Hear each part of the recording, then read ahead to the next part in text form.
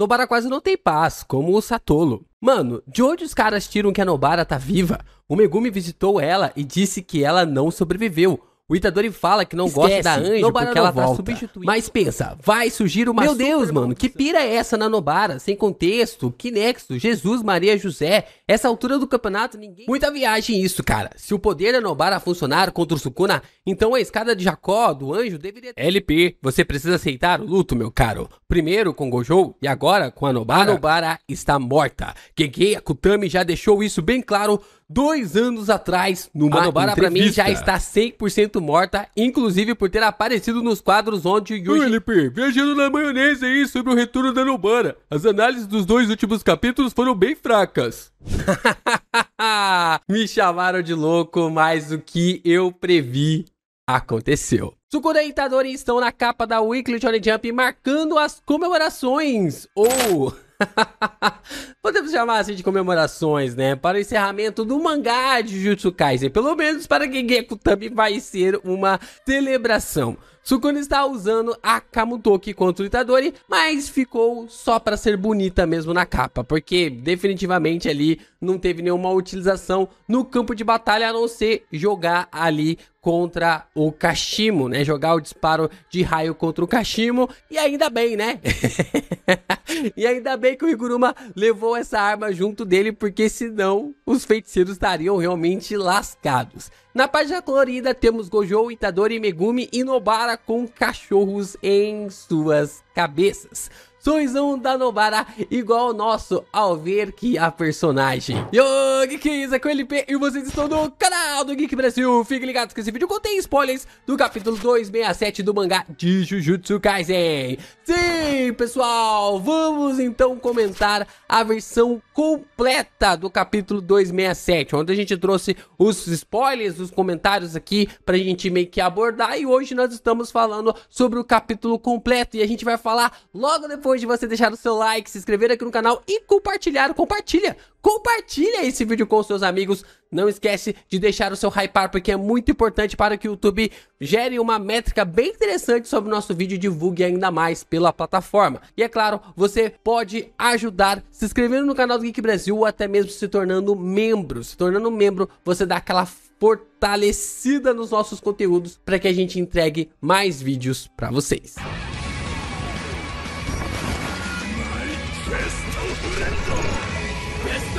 Vamos lá, o capítulo começa com uma conversa entre Yuta e Gojo. Gojo menciona o dedo do Sukuna e pergunta se o Yuta quer o último dedo, como se estivesse repetindo algo que havia acabado de ouvir da boca ali do garoto. Yuta confirma e pergunta se Gojo está escondendo o dedo. A troca de corpos entre os dois é revelada. Yuta está no corpo do Gojo e vice-versa. Yuta, agora no corpo do Gojo, diz que planeja dar o dedo para a Rika, para que ela pudesse consumir, com o objetivo de copiar o santuário do Sukuna. Ele também comenta que, mesmo com a troca de corpos, Gojo não consegue ler as memórias do cérebro. Tanto ali ele não consegue ler as memórias do Gojo, quanto o Gojo não consegue ler as suas memórias. O Gojo fica pensativo depois disso e depois confirma que não pode acessar mesmo as memórias do garoto. Yuta pede para que o Gojo fale sério, porque eles meio que tipo assim estão brincando ali.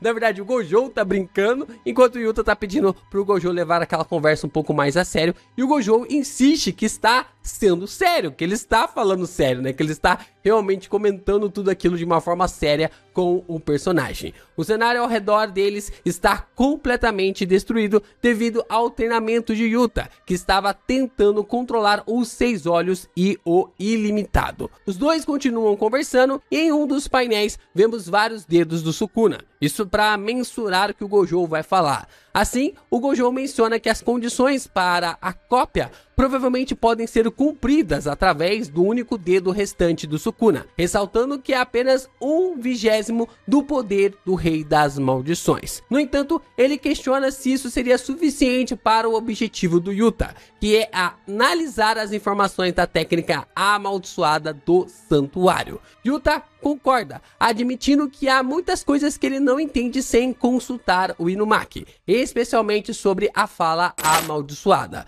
Vemos então um flashback onde o Yuta questiona o Inumaki sobre seu poder, perguntando se ele conseguiu usá-lo até mesmo por um telefone. Inumaki então responde com seu característico salmão, confirmando que ele pôde usar ali no telefone também na batalha contra a Miwa. De volta ao presente do flashback, Gojo comenta que neste caso, perder o controle sobre essa característica do Sukuna naquele momento não seria a escolha mais inteligente, chamando isso de um tiro no escuro. Por fim, Gojo sorri e se lembra de um termo usado pelo Hakari em momentos assim. Eles precisam sentir o calor. Gojo então comenta que se o Yuta quiser imitar o santuário, ele pode tentar por outros meios. A cena então muda para mostrar Itadori, Mei-Mei, Wiwi e Yuta juntos. Wiwi está visivelmente cansado de trocar ali os corpos dos feiticeiros e acaba adormecendo no ombro do Itadori. Se esse moleque não fosse tão terrível,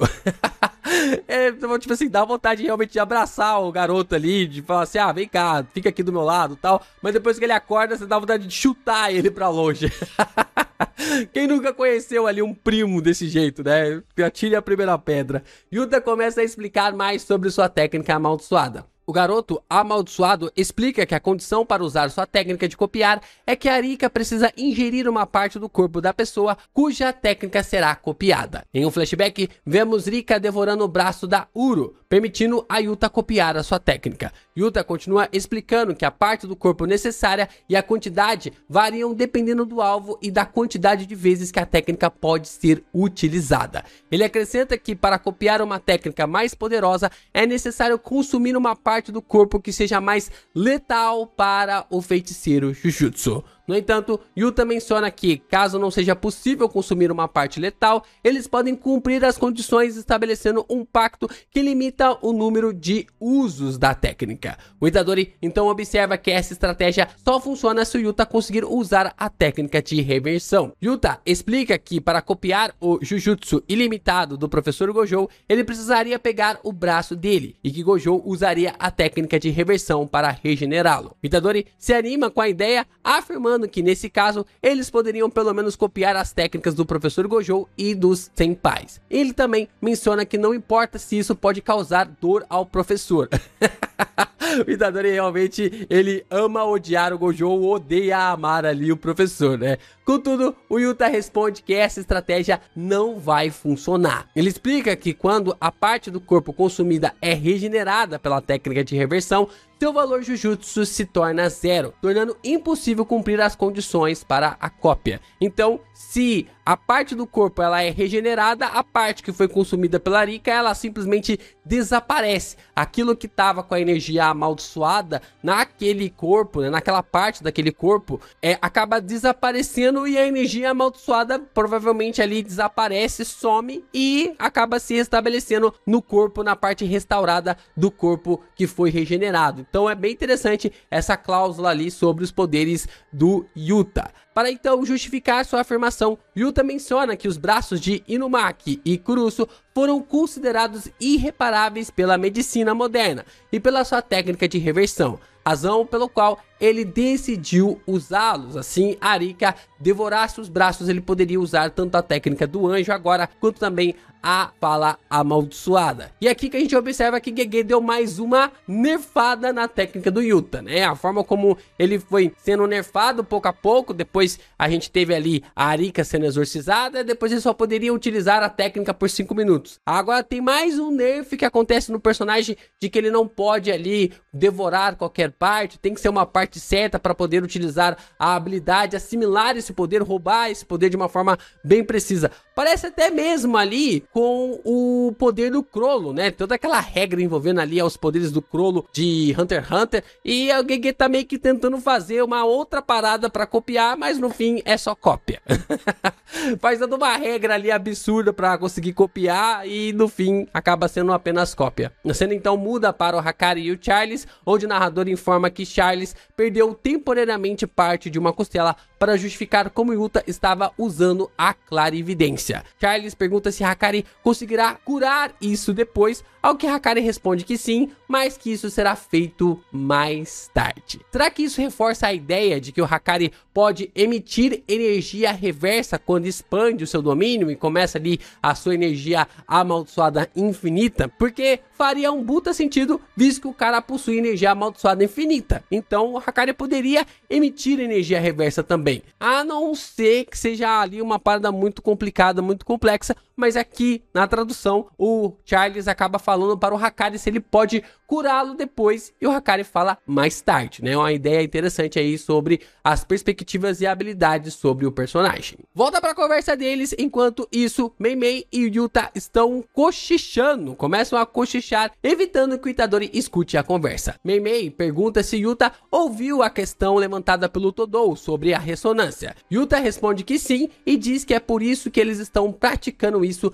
antes de lutar contra o Sukuna. Itadori percebe que Yuta e Mei Mei estão cochichando, mas decide não interferir. Yuta afirma que, pelo menos, ele transmitirá ao Itadori as informações e o plano necessário, mantendo ali a cautela. Itadori percebe que Yuta e Mei Mei estão cochichando, mas decide não interferir. Yuta afirma que, pelo menos, ele transmitirá ao Itadori as informações e o plano necessário, né? A forma como ele vai transmitir para ele o mínimo necessário para que o Itadori saiba tudo o que está acontecendo, mantendo assim a cautela. Ele menciona que, mesmo em uma situação complicada, não acredita que seja possível compartilhar as informações e os pensamentos do Itadori. Mei Mei questiona Yuta sobre sua justificativa e Yuta responde que não conseguiu ler os pensamentos do Sukuna quando esteve no corpo do Itadori. Ele acredita que logo após a luta com Gojo, não haverá como descobrir o que foi discutido, porque vai ser uma coisa atrás da outra, então o Sukuna não vai conseguir realmente saber o que rolou. Yuta enfatiza que não quer deixar o Itadori nervoso antes da batalha. Ele menciona que mesmo que Yuji não consiga usá-la agora, a técnica do Sukuna já está marcada no corpo de Itadori. Yuta assegura que Gojo confirmou isso com os 6 olhos, então não há dúvidas sobre essa situação. Corta para o campo de batalha com o fim do flashback e Sukuna entendendo que ele foi enganado pelo Yuta.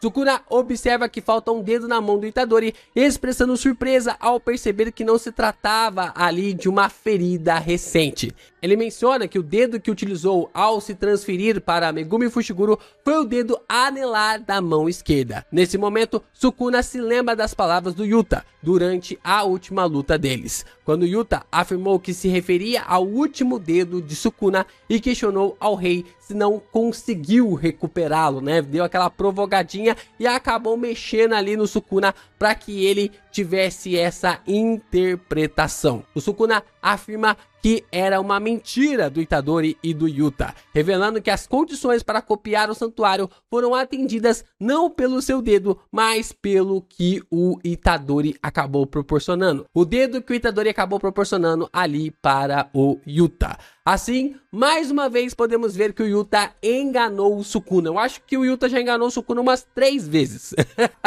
Desde quando começou as batalhas do Yuta contra o Sukuna, ele já conseguiu enganar o Sukuna pelo menos umas 3 vezes. E aqui a gente consegue ver claramente isso acontecendo outra vez. A cena muda para o local onde o dedo do Sukuna está selado, onde Gakukanji e Utahime estão discutindo. Gakukanji questiona se o dedo do Sukuna, um objeto amaldiçoado especial que resiste a qualquer golpe físico e técnica Jujutsu, conseguirá ser penetrado pela técnica em questão. Olha só. Utahime então sugere que se trata de um pacto e propõe que, se eles conseguirem desviar a destruição do objeto amaldiçoado, permitindo apenas o efeito da técnica, talvez isso vá funcionar. Utahime sugere que se trata de um pacto e propõe que, se eles conseguirem desviar a destruição do objeto amaldiçoado, permitindo apenas o efeito da técnica, talvez isso funcione. No entanto, ela está preocupada, observando que não passou nem meia hora desde que ela despertou. E sim, meus amigos, a Utahime está falando dela. Nobara Kugisaki, ela finalmente está de volta usando um tapa-olhos sinistro em seu olho esquerdo. Nobara encara seu prego com uma cara de pescotapa, de forma absurda, dizendo para os garotos se alegrarem. Bom, nós já passamos de 24 horas sobre o retorno da Nobara, né, pelos spoilers e tudo mais. A versão oficial sai no domingo. Na segunda-feira a gente vai trazer a análise da versão oficial aqui no canal. Mas esse retorno dela precisa ter uma explicação ainda. Ainda não tá simplesmente 100% perfeito, porque nós temos algumas ideias interessantes sobre a personagem, mas tem um ponto que precisa ser explicado. Nós sabemos que ela tomou 2 ferimentos do Mahito. Na altura ali do olho, que fez a córnea explodir, né? Fez o olho ali, uma parte da cabeça meio que explodir também. Então mostra que é um ferimento físico. E na alma, pois todo o ataque do Mahito afeta a alma. O Mahito, quando ele alcança ali um feiticeiro, dependendo do seu nível de poder, com um toque apenas ele consegue acabar com a vida deste feiticeiro. E o Mahito tocou na Nobara e isso é propício para que a gente consiga ver que a sua alma, o seu corpo pode ter sido manipulado. Nós observamos que o seu coração parou de bater, mas antes do seu corpo começar a morrer, o Arata veio e impediu que isso acontecesse. A técnica do Arata é paralisar tudo, para que tudo não continue a evoluir. Então, o corpo da Nobara não continuou a evoluir mediante ali em direção à morte. Nós sabíamos que a Shoko poderia recuperar o corpo físico dela junto da Utahime. Isso nunca foi uma dúvida para mim. Eu já sabia desde sempre que a Nobara ia ficar com um tapa-olho no seu olho esquerdo. Seria difícil recuperar ali essa parte. Daria ali para regenerar algumas partes e tal. Ainda mais ao lado da Utahime daria para fazer isso. Só que a questão que fica é: quem curou a alma da Nobara? Pois para curar a alma tem que saber a forma dela. E até agora no mangá só o Sukuna sabia usar este poder. Somente o Sukuna sabe usar esse poder, então isso ainda precisa ser explicado. Não sei se o Gege vai explicar isso num extra de um volume, principalmente agora que nós estamos já no último volume, ele vai deixar para explicar isso num extra de volume, mas isso precisa ser explicado. E aí, o que vocês acham? Quem curou a forma da alma da Nobara para que ela pudesse voltar à consciência? Deixa aqui nos comentários pra gente discutir sobre esse assunto. Nobara então coloca seu boneco de palha debaixo do dedo do Sukuna e senta marretada nele. Nobara então usa a ressonância e o prego atravessa o dedo do Sukuna. Dentro do domínio do Itadori, Sukuna toma vários danos da técnica da Nobara e reconhece que essa técnica é a técnica daquela mulher. Sukuna fala também que não consegue expandir mais o seu domínio e se continuar assim, ele será pego no acerto garantido do Itadori. Lá onde está o dedo do Sukuna, Nobara chama Yuji de o papi idiota. Essa é uma referência de quando Itadori se revelou estando vivo no capítulo 32. Pela Panini traduziu como isso aí, papai. Mas o papi tem a ver com a comédia, um contexto japonês ali que a gente não faz a mínima ideia ali da graça, mas eles têm essa questão ali, principalmente Gege, que tem ali essa formação juntamente com o Takaba, né? A criação ali do Takaba de forma completamente maluca com o humor japonês e provavelmente deve estar conectado com essa ideia também, né? Muito bom. O defunto em pessoa, Itadori Yuji. Sensacional o Gojo, e essa é uma referência clara ali para o que a Nobara vai fazer agora no capítulo 267. Vemos o Itadori sorrindo ao ver o retorno da sua amiga e dessa forma o Yuji usa o desmantelar que atinge a alma no Sukuna com precisão. Não tem como mais o rei se defender dos ataques do acerto garantido da barreira, da expansão de domínio. Itadori emenda um golpe atrás do outro, tentando acabar com Sukuna de uma vez por todas. Sukuna toma então outra porrada na cara que faz ele vomitar tudo.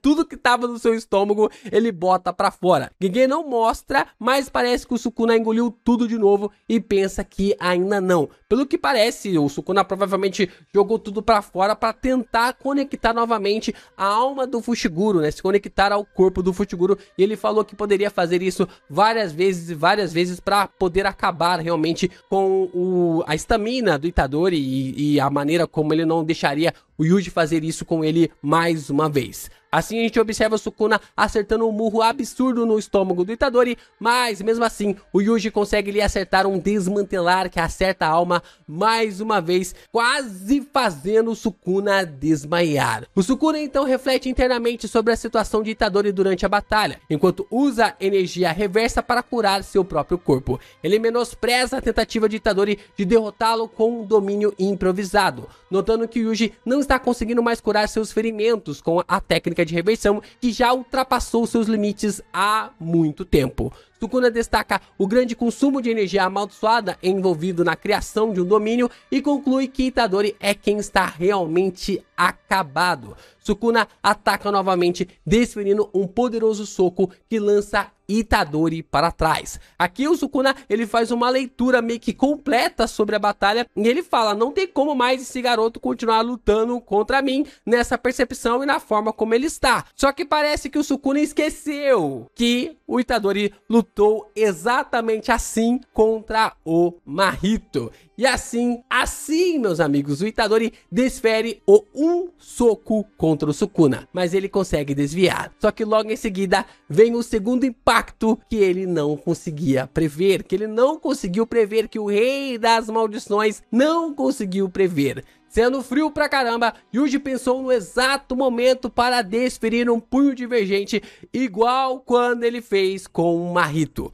Sukuna fica abismado do Itadori ter conseguido usar isso agora. Um impacto duplo com um intervalo de tempo absurdo para lhe dar a grande vantagem. O Itadori se concentra ao máximo e chama por Sukuna, dizendo que vai acabar com isso agora. Vai acabar com essa maldição recorrente durante... Itadori se concentra ao máximo e chama por Sukuna, dizendo que vai acabar com tudo. Vai acabar com essa maldição recorrente para sempre. Itadori então usa mais um Kokuzen bem no peito do Sukuna e eu tenho minhas dúvidas se esse soco atravessou o peito do Sukuna ou não. Porque, caraca, foi faíscas negras pra tudo quanto é lado. Essas faíscas que amam tanto Itadori explodem por todo o corpo do Kuna. Os olhos do rei das maldições se apagam e Yuji finalmente é consagrado como um novo rei das maldições. Bom, como o editor falou que a batalha acabou, agora só resta entender o que vai acontecer com o Tengen, que está dentro ali do Sukuna, ou estava dentro dele, já que o Sukuna vomitou. A gente não viu ali se o Sukuna colocou tudo pra dentro de novo, se ele botou tudo pra fora, o que vai rolar ali com o Tengen, se o Tengen vai ficar na maluquice, se vai fazer a simulação por conta própria. Eu acredito que não, porque tem 4 capítulos, tem coisas ali ainda pra definir e explicar. Se o Gege ele quiser fazer mais 4 capítulos a menos, já cortar ali, acabou, o Sukuna perdeu e tudo mais, explica ali de forma narrativa sobre o que aconteceu nos próximos dias, seria até mesmo algo interessante. Agora, se o Gege meter uma simulação agora... Aí, meus amigos, vai faltar página porque restam apenas 4 capítulos pro final de Jujutsu Kaisen. O que será que esse gato caolho vai aprontar?